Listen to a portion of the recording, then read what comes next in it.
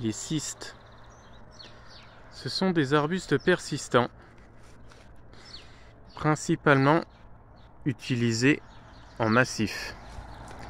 Les fleurs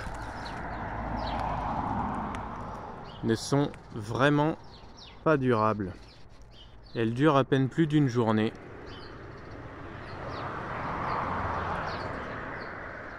En général, elles sont décoratives 3 ou 4 jours. Les premiers jours, les fleurs donnent un peu de couleur. Ensuite, elles s'ouvrent, puis elles fanent au bout d'1 ou 2 jours. Ce sont néanmoins des arbustes très intéressants,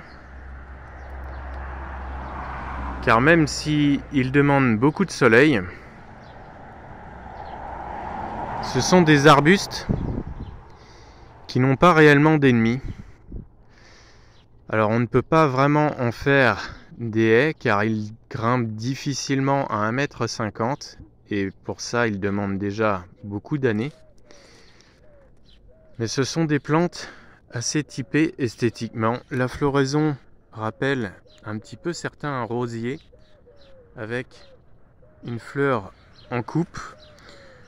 Il existe beaucoup de couleurs différentes, surtout aujourd'hui on trouve une très grande palette de coloris, principalement dans les tons blancs et roses, éventuellement jaunâtres ou orangés. Ce sont des arbustes que l'on peut utiliser en haie libre, mais pas en fond, plutôt en devant de haie libre. Alors, soit au premier plan, soit au deuxième plan, mais pas au troisième plan si vous faites 3 rangs de végétaux.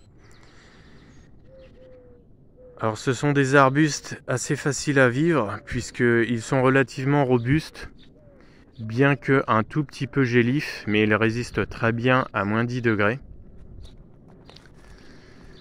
L'intérêt, c'est que la floraison dure très longtemps. Les fleurs se succèdent les unes après les autres. On voit ici sur cette plante, on a une fleur qui fane, une fleur qui s'ouvre. Et ce n'est que le début de la floraison. On a des fleurs en bouton. Et si on cherche bien, on trouvera aussi des fleurs qui sont tout juste visibles. Alors la floraison dure plusieurs semaines, voire plusieurs mois.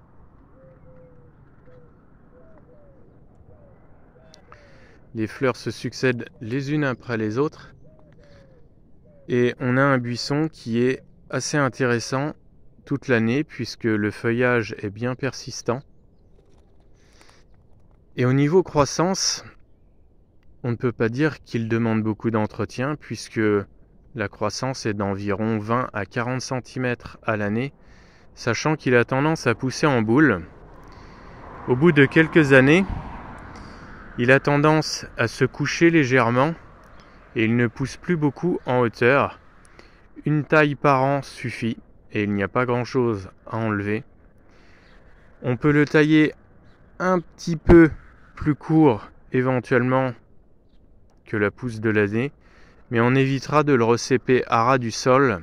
En général, les plantes ne le supportent pas.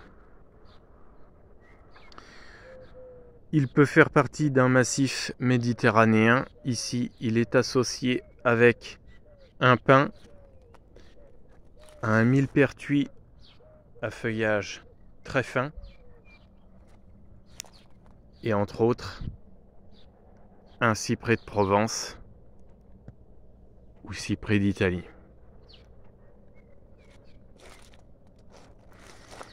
Pas grand chose à dire au niveau ennemi et entretien. Un tout petit coup de ciseau après la floraison, histoire de garder une plante assez compacte, car les plantes ont tendance à se dégarnir. Autrement, ils sont assez tolérants, mais demandent du plein soleil. Autrement, Il cherche la lumière.